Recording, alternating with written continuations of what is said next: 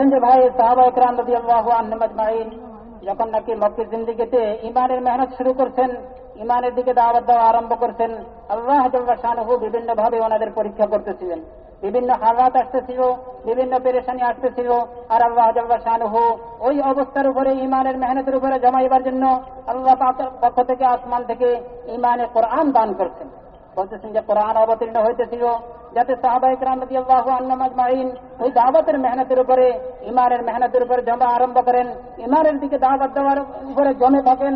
এই জন্য আল্লাহ পাক আসমান থেকে কোরআন, ঈমানে কোরআন দান করতেছিলেন, ঈমানে কোরআন অবতীর্ণ করতেছিলেন। সমস্ত নবীদের ঘটনা শুনাইতেছিলেন। আম্বিয়া আলাইহিমুস সালাতু ওয়াস সালাম যখন নাকি দাওয়াত দেওয়া আরম্ভ করেছেন, তো ওনাদের সামনে কি অবস্থা আসছে, ওনাদের উপরে কি অবস্থা আসছে, এবং ওই অবস্থার উপরে ওনারা জমছেন এবং দাওয়াত দিচ্ছেন। আল্লাহ জাল্লা শানুহু ওনাদের কিভাবে সাহায্য করছেন বলতেছেন যে আম্বিয়া আলাইহিমুস সালাতু ওয়াস সালামের ঘটনা শুনাইতেছিলেন এবং দাওয়াতের উপরে আল্লাহ পাক যে সাহায্য করছেন ওই সাহায্যের ঘটনা শুনাইতেছিলেন। সাহাবায়ে কেরাম রাদিয়াল্লাহু আনহুম আজমাইনের দিলের ভিতরে ঈমান জমতেছিল এবং ঈমান জমতেছিল এবং আল্লাহ জাল্লা শানুহুর ওয়াদাগুলি শুনাইতেছিলেন, ফাজাইলগুলি শুনাইতেছিলেন। এই মেহনতের উপর জমার উপরে আল্লাহ জাল্লা শানুহু কি সাহায্য করবেন, কি ওয়াদা করতেছেন, ওইগুলি শুনাইতেছিলেন। বলতেছেন যে সাহাবায়ে কেরাম রাদিয়াল্লাহু আনহুম আজমাইন ওই মেহনতের উপরে জমতেছিলেন, আল্লাহ জাল্লা শানুহু ওনাদের সাহায্য করতেছিলেন এবং ওনাদের দিলের ভিতরে ইয়াকিন পয়দা হইতেছিল। আর এই মেহনত করতে করতে আমাদের যদি নাকি মৃত্যু আসিও যায়, বিভিন্ন অবস্থায় যদি নাকি আমাদের মৃত্যু আসে যায়, আর এই মৃত্যুর সাথে সাথে তো আমাদের আরাম শুরু হয়ে যায়। আমাদেরকে আল্লাহ জাল্লা শানুহু আবাদ জিন্দেগির আরাম মৃত্যুর সাথে সাথে তো শুরু হবে। বলতেছেন যে দিলের ভিতরে ইয়াকিন পয়দা হইতেছিল যে আরে দুনিয়া তো মেহনতের জায়গা, আমি মেহনত করতে থাকি, ঈমানের পিছনে মেহনত করতে থাকি, ঈমানের দিকে মানুষকে দাওয়াত দিতে থাকি, আল্লাহ পাকের হুকুমের দিকে মানুষকে দাওয়াত দিতে থাকি, আল্লাহ পাকের ওয়াদার দিকে মানুষকে দাওয়াত দিতে থাকি। এই অবস্থায় যদি নাকি আমার মৃত্যু আসে যায়, মৃত্যুর সাথে সাথে তো আল্লাহ জাল্লা শানুহু আমাদের জন্য সমস্ত আরামের ব্যবস্থা করছেন। বলতেছেন যে ভাই দুনিয়া তো মেহনতের জায়গা, মানুষ দুনিয়াতে মেহনত করবে, আল্লাহ পাকের হুকুম পুরা করার জন্য মেহনত করবে, ঈমানের জন্য মেহনত করবে, দাওয়াতের জন্য মেহনত করবে, হুজুর সাল্লাল্লাহু আলাইহি ওয়াসাল্লামের পূর্ণাঙ্গ তরিকার উপর চলার জন্য মেহনত করবে। মৃত্যুর সাথে সাথে আল্লাহ জাল্লা শানুহু তার জন্য সমস্ত আরামের ব্যবস্থা করছেন। কবরের মধ্যে তার জন্য আরামের বিছানার ব্যবস্থা করছেন, আরামের সমস্ত ব্যবস্থা কবরের মধ্যে করে রাখছেন। বলতেছেন যে ভাই একজন মানুষ ব্যবসায়ী ক্ষেত্রে যায়, ব্যবসা করতে যায়, তখন কি বলে আমি মেহনত করতে যাইতেছি। একজন মানুষ চাকরিতে যায়, সে কি বলে আমি মেহনত করতে যাইতেছি। ঘর যখন নাকি ফিরে আসে, কোথায় যাইতেছ, ঘরে যাইতেছি, আরাম করতে যাইতেছি। ঘরকে নিজের আরামের জায়গা মনে করে, ব্যবসাকে নিজের মেহনতের জায়গা মনে করে, চাকরিকে নিজের মেহনতের জায়গা মনে করে, কৃষিকে নিজের মেহনতের জায়গা মনে করে। তদ্রূপে বলতেছেন যে ভাই আল্লাহ জাল্লা শানুহু এই দুনিয়াতে আমাদেরকে মেহনতের জন্য পাঠাইছেন, অল্প সময়ে মেহনতের জন্য পাঠাইছেন। দুনিয়ার মধ্যে আমরা যদি নাকি মেহনত করি, ঈমানের পিছনে মেহনত করি, ঈমানের দিকে মানুষকে দাওয়াত দিই, আমাদের দিলের ভিতরে ঈমান পয়দা হয়ে যায়, আমাদের দিলের ভিতরে ঈমান জমে যায়, আল্লাহ পাকের কুদরতের উপরে ইয়াকিন পয়দা হয়ে যায়, আল্লাহ পাকের আহকামের উপরে ইয়াকিন পয়দা হয়ে যায়, আল্লাহ পাকের আহকামের দিকে মানুষকে ডাকতে থাকি। বলতেছেন যে ভাই এই মেহনত করতে করতে যখন নাকি আমাদের মৃত্যু আসবে, মৃত্যুর সাথে সাথে সমস্ত আরামের ব্যবস্থা আল্লাহ পাক আমাদের জন্য করবেন। তো বলতেছেন যে ভাই সাহাবায়ে কেরাম রাদিয়াল্লাহু আনহুম আজমাইন ওই দাওয়াতের একটা আমল পুরা করতেছিলেন মক্কি জিন্দেগির মধ্যে। এই প্রথমে একটা আমল, দ্বিতীয় আমল ছিল আসমান থেকে ফাজাইলের আয়াত আসতেছিল, ফাজাইলে কোরআন অবতীর্ণ হইতেছিল, আর সাহাবায়ে কেরাম একে অপরের সাথে ওই ফাজাইলের আলোচনা করতেছিলেন, ফাজাইলের হালকা বসতেছিল, নিজের ঘরের মধ্যে ফাজাইলের হালকা, হুজুর সাল্লাল্লাহু আলাইহি ওয়াসাল্লাম সাহাবাদেরকে নিয়ে ফাজাইলের আলোচনা করতেছিলেন, ফাজাইলের দাওয়াত দিতেছিলেন। বলতেছেন যে যাতে ফাজাইলের ইয়াকিন দিলের ভিতরে পয়দা হয়ে যায়। বলতেছেন যে সাহাবাদের ঘরে ঘরে ফাজাইলের হালকা চলতেছিল, দারুল আরকামের মধ্যে ফাজাইলের হালকা চলতেছিল, একে অপরকে শুনাইতেছিলেন যাতে দিলের ভিতরে ইয়াকিন পয়দা হয়ে যায়। বলতেছেন যে ভাই আজকে আমাদের কত দুঃখের বিষয়, কত চিন্তার বিষয়, আমরা 20 বছর তাবলীগের মেহনত করতেছি, এরকম কয়েকবার 4 মাস লাগাইছি, কিন্তু আজকে আমাদের ঘরে এখনো তালিমের হালকা বসে নাই, আমাদের ঘরে তালিম চালু হয় নাই, আমাদের ঘরের মধ্যে আমরা আমাদের ছেলে মেয়েদেরকে নিয়ে ইমানের দাওয়াত দিতেছি না, ইমানের কথা শুনাইতেছি না, ইমানের মুযাকারা হয় না। বলতেছেন যে বিবি বাচ্চাকে নিয়ে আমরা ইমানের দাওয়াত দিতেছি না। যদি নাকি আজকে আমাদের ঘরের মধ্যে তালিমের হালকা বসে, বলতেছেন যে ভাই প্রত্যেকের দিনের ভিতরে আল্লাহ পাকের ওয়াদার উপরে ইয়াকিন পয়দা হইবে। বলতেছেন যে ভাই তালিমের হালকা তো এই উদ্দেশ্যে না যে আমাদের মালুমাত, আমাদের জানা জিনিস বাড়তে থাকবে। তালিমের হালকায় তো এই জন্য যত বেশি আমরা আল্লাহ পাকের ওয়াদাগুলি শুনতে থাকবো, শুনাইতে থাকবো, আমাদের দিলের ভিতরে আল্লাহ পাকের ওয়াদার ইয়াকিন বসতে থাকবে, আল্লাহ পাকের ওয়াদার ইয়াকিন আমাদের বাড়তে থাকবে। এই জন্য বলতেছেন যে ভাই, ঘরের মধ্যে তালিমের হালকা বহুতই জরুরি। বলতেছেন যে আমাদের ঘরের মধ্যে যদি নাকি আমরা তালিমের হালকা শুরু করি, আমাদের ঘরের মধ্যে ছেলে মেয়েদেরকে নিয়ে আমরা ইমানের মুযাকারা করি, বলতেছেন যে এই ছেলে মেয়ে বিবি বাচ্চা যেখানে যাইবে সে অন্যকে ইমানের দাওয়াত দিবে, অন্যের দিলেও তার দ্বারা প্রভাবান্বিত হইবে, অন্য এই ইমানের দাওয়াতকে শুনতে থাকবে, অন্য ইমানের দাওয়াত শুনে তার জিন্দগিও পরিবর্তন হবে। এই জন্য বলতেছেন যে ভাই, মক্কি জিন্দগির মধ্যে দ্বিতীয় যে আমল যেটা ছিল তালিমের হালকা, ফাজাইলের তালিমের হালকা, সাহাবায়ে কেরাম শুনতেছিলেন, শুনাইতেছিলেন, ওনাদের ইমান বাড়তেছিল, ওনাদের ইমান জমতেছিল। বলতেছেন যে ভাই, এরপরে যেহেতু বলতেছেন সাহাবাদের জমানায় সর্বপ্রথম যারা ইমান গ্রহণ করতেছিলেন, বলতেছেন যে ইমান গ্রহণ করতেছিলেন, ওনাদের মধ্যে বেশিরভাগ, ওনাদের মধ্যে শুরুতে ছিল বেশিরভাগ যারা অসহায়, যারা একবারে কমজোর, গরিব, যারা দিনে মেহনত করে দিনে খায়, এই ধরনের সাহাবী বেশি ছিলেন। বলতেছেন যে ভাই, এই জন্য হযরত মাওলানা ইলিয়াস রাহমাতুল্লাহ আলাইহি বলতেন এই কথা, দাওয়াতের জমিনে হয়েছে গোরাবা, যারা অসহায়, যারা কমজোর, যারা গরিব, তারাই দাওয়াতের জমিন। বলতেছেন যে এরাই প্রত্যেক মানুষের ঘরে যায়। বলেন যে আমরা যদি নাকি আমাদের ঘর ঝাড়ু দিতে হয়, একজন গরিবকে নিই, ঘরের কোনো কাজ করতে হয়, একজন গরিবকে কাজ করার জন্য নিই, জমিনের মধ্যে যদি নাকি কাজ করতে হয়, একজন গরিবকে নিই। বলতেছেন যে ভাই, গোরাবা সমস্ত মানুষের মধ্যে বিচরণ করতে থাকে। এই জন্য যদি নাকি সর্বপ্রথম গোরাবাদের মধ্যে দিন আসে, এই দিন সহজেই সমস্ত তবকার মধ্যে পৌঁছে যাবে। এই জন্য বলতেছেন যে ভাই, হুজুর সাল্লাল্লাহু আলাইহি ওয়াসাল্লামের জমানায় সর্বপ্রথম যেই তবকা ইসলাম গ্রহণ করতেছিলেন, ওই তবকা হয়েছে গোরাবাদের তবকা। তো মানুষের সাথে আসা যাওয়া হয়, মানুষের কাছে যায়। এই জন্য মানুষের কাছে যাওয়ার দ্বারা যখন নাকি ওনাদের মধ্যে দিন আসে, গোরাবাদের মধ্যে দিন আসবে, সহজে অন্য মানুষের জিন্দেগিতে দিন পৌঁছে যাবে। এই জন্য বলতেছেন যে ভাই, যখন নাকি মানুষের কাছে আসা যাওয়া হয়, মখলুকের কাছে আসা যাওয়া হয়, মখলুকের প্রভাব মানুষের দিলের মধ্যে পড়ে। ওই প্রভাবকে দূর করার জন্য আল্লাহ পাকের জাতের ইয়াকিন আল্লাহ পাকের প্রভাব দিলের মধ্যে আনার জন্য মক্কি জিন্দেগির মধ্যে তৃতীয় আমল যেটা দেওয়া হয়েছে, ওটা হচ্ছে জিকিরের আমল। বলতেছেন যে ভাই, সাহাবায়ে কেরামকে হুজুর আকরাম সাল্লাল্লাহু আলাইহি ওয়াসাল্লাম জিকিরের আমল শিখাইতেছিলেন। জিকিরের দ্বারা যাতে দিলের গাফলত দূর হয়ে যায়, অন্যের প্রভাব দূর হয়ে যায়, মখলুকের প্রভাব দূর হয়ে যায়, আল্লাহ পাকের প্রভাব দিলের মধ্যে বসে, আল্লাহ পাকের কুদরতের প্রভাব দিলের মধ্যে বসে, আল্লাহ পাকের আজমত দিলের মধ্যে বসে। বলতেছেন যে ভাই, এই জন্য তৃতীয় আমল যেটা দেওয়া হয়েছে, ওটা হয়েছে জিকিরের আমল। হুজুর সাল্লাল্লাহু আলাইহি ওয়াসাল্লাম সাহাবাদেরকে জিকিরের আমল দিতেছিলেন, যাতে মখলুকের মধ্যে বিচরণের কারণে মখলুকের যে প্রভাব দিলের মধ্যে পড়ছিল, ওই প্রভাব দিল থেকে বাহির হয়ে যায়। এজন্য সাহাবায়ে কেরাম রাদিয়াল্লাহু আনহুম আজমাইন আল্লাহ পাকের জিকির করতেছিলেন, ধ্যানের সাথে, একাগ্রতার সাথে জিকির করতেছিলেন।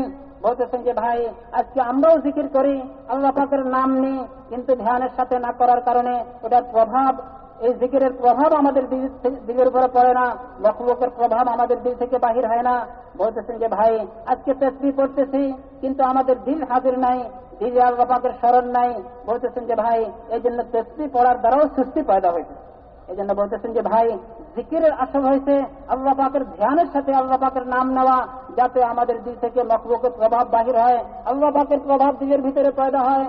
বলতেছেন যে ভাই, চতুর্থ আমল যেটা দেওয়া হয়েছে মক্কি জিন্দেগির মধ্যে চলতেছিল, ওটা হয়েছে মানুষের সাথে চলাফেরার কারণে মানুষের সাথে মহব্বত, মানুষের সাথে তাআল্লুক, একে অপরের সাহায্য করা, একে অপরের তাআবুন করা। বলতেছেন যে মক্কি জিন্দেগির মধ্যে একে অপরের সাহায্য করতেছিলেন, একে অপরের তাআবুন করতেছিলেন, একে অপরকে মহব্বত করতেছিলেন। বলতেছেন যে এই আমলও সেখানে জিন্দা হয়েছে। বলতেছেন যে ভাই, এই চারটা আমল যে দেওয়া হয়েছে, এই চারটা আমলের মধ্যে খরচে হইতেছিল, আসার কোনো ব্যবস্থা ছিল না। বলতেছেন যে জরুরত পুরা হওয়ার আমদানির যে ব্যবস্থা, আসার ব্যবস্থা ছিল না, এইগুলির মধ্যে তো খরচে হইতেছিল।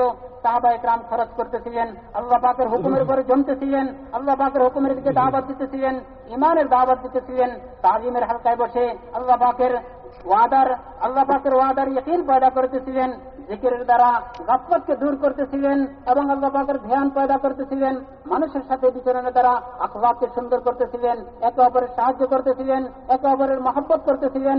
বলতেছেন যে ভাই, যখন নাকি সাহাবায়ে কেরাম রাদিয়াল্লাহু আনহুম আজমাইনের এই চারটা আমল আল্লাহ পাকের নিকটে বড় পছন্দ হয়েছে, আল্লাহ পাক দেখছেন যে না, আমার বান্দা সর্ব অবস্থায় আমার হুকুমের উপরে চলতেছে, আমার দিকে ডাকতেছে, ইমানের দাওয়াত দিতেছে, তালিমের হালকায় বসে আমার ওয়াদাগুলি শুনতেছে, আমার জিকির করতেছে, একে অপরের সাহায্য করতেছে।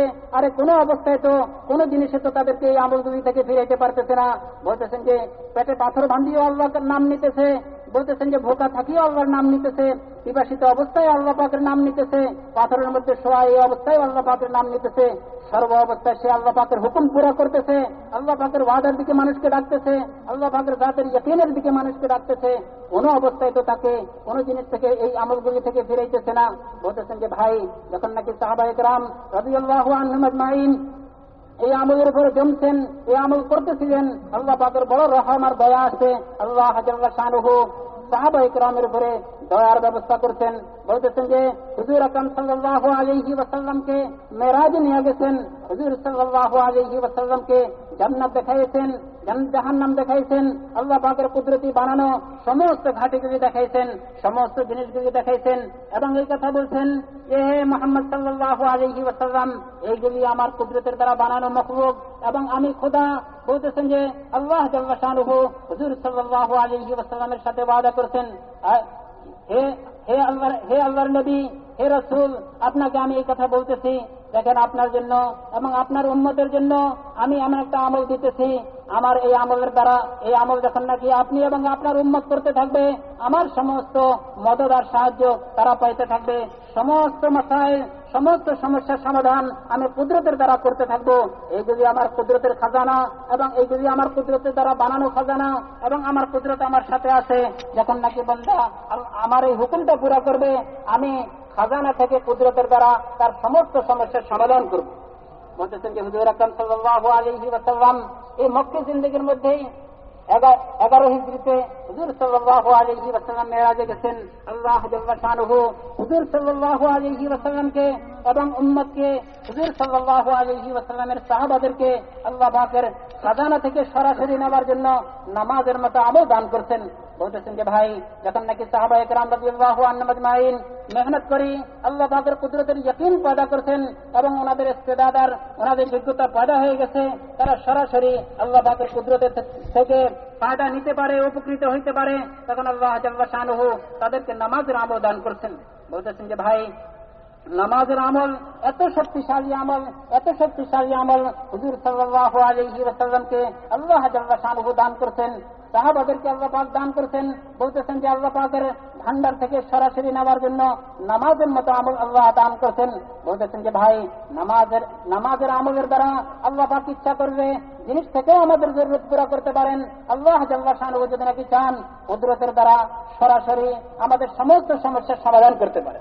বলতেছেন যে ভাই, এই দাওয়াতের মেহনত এই জন্যই যাতে এই 5টা আমল আমাদের মধ্যে আসে যায়, ইমানের মেহনত করে ইমান আমাদের ভিতরে পয়দা হয়ে যায়, আল্লাহ পাকের জাতের ইয়াকিন পয়দা হয়ে যায়, আল্লাহ পাকের কুদরতের ইয়াকিন পয়দা হয়ে যায়, ফাজাইলের তাজিমের হালকার দ্বারা আল্লাহ পাকের সমস্ত ওয়াদার ইয়াকিন পয়দা হয়ে যায়, জিকিরের দ্বারা আমাদের দিলের গাফলত দূর হয়ে যায়, পূর্ণাঙ্গ জিন্দগির মধ্যে মোকাম্মল পরিপূর্ণ দিন আমাদের জিন্দগির মধ্যে চলে আসে, একে অপরের সাথে আমাদের ব্যবহার ঠিক হয়ে যায় এবং নামাজের পিছনে মেহনত করি, আমাদের নামাজ সুন্দর হয়ে যায়, আমাদের নামাজ জানদার হয়ে যায়। নামাজকে আল্লাহ জাল্লা শানুহু উম্মতকে যেই শক্তির সাথে দিয়েছেন, আমরা মেহনত করে যখন নাকি ওই নামাজকে ওই সিফাতের সাথে আদায় করব, আল্লাহ জাল্লা শানুহু সমস্ত ওয়াদা পুরা করবেন। বলতেছেন যে ভাই, এই দাওয়াতের মেহনত এই জন্যই যাতে আমাদের জিন্দগি এই আমালগুলির উপরে আসে, এই আমালগুলিকে আমরা ঠিক করে নিই। आप लोग चाहते हो कि अल्लाह की मदद हमारे साथ हो जाए, नकद की उधार, माशाअल्लाह, अल्लाह कबूल फरमाए। मेरे दोस्तों, सारा मजमा नियत कर ले, इंशाअल्लाह हम अल्लाह के रास्ते में जाएंगे और ये सिफात अपनी जिंदगी में उतारने के लिए जाएंगे। समझे भाई, मेहनत करना हमारे जिम्मे है, हिदायत देना अल्लाह के जिम्मे है, लेकिन इस तरह मेहनत करनी है कि अल्लाह को पसंद आ जाए। मौलाना अब्दुल्लाह फरमाते थे, 4 महीना लगाने से हिदायत नहीं मिलेगी और चिल्ला देने से हिदायत नहीं मिलेगी। समझे, उस मेहनत पर हिदायत मिलेगी जो अल्लाह को पसंद आ जाए। اس لیے ہمیں اپنی محنت کو اس طرح بنانا ہے کہ اللہ کو پسند آ جائے. اس لیے پورا مجمع نیت کر لے. یہ مجمع اگر نیت کر لیا، یہ صبح صبح ہے، پہلا دن ہے اجتماع کا، انشاءاللہ آنے والا مجمع جو بھی بہت بڑی تعداد میں آنے والی ہے، وہ ہماری نیتوں کا اثر، ہمارے جذبات کا اثر، ہماری فکروں کا اثر، ہمارے عملوں کا اثر اللہ تعالیٰ آنے والے مجمع پر ڈال دے گا. اس لیے میرے دوستو پورا مجمع 4 مہینے کی اپنی ترتیب بنائے. ہر خطے والے جہاں جہاں ہیں وہ اپنے سارے خطے والوں کو تیار کرے. یہ پورا مجمع میرے دوستو اس سال 4 مہینے کے لیے نکل جائے. انشاءاللہ اگر ہم نے اور آپ نے ارادہ کر لیا اور اللہ کو ہمارا ارادہ پسند آ گیا تو انشاءاللہ یہ ہمارا اجتماع پورے عالم کی ہدایت کے لیے کافی ہو جائے گا. اللہ تعالیٰ قبول فرمائے. اب دیکھنا ہے کون اس مجمع میں وہ مرد مومن، کون اس مجمع میں وہ مرد مجاہد، کون اس مجمع میں وہ مرد زاہد، کون اس مجمع میں وہ لاڈلا محبوب امتی حضرت محمد صلی اللہ علیہ وسلم کا جو کھڑا ہو کے کہتے جان دی ہوئی اللہ کی ہے، مال دیا ہوا اللہ کا ہے، سب کچھ اللہ نے دیا ہے، اللہ کے دین کے لیے آپ کہہ رہے ہیں. انشاءاللہ سب سے پہلے میں تیار ہوں. کوئی جائے نہ جائے میں تیار ہوں. اس طرح سے انشاءاللہ بندہ کھڑا ہو کر کے اپنے اپنے ناموں کو اللہ کو ایک جو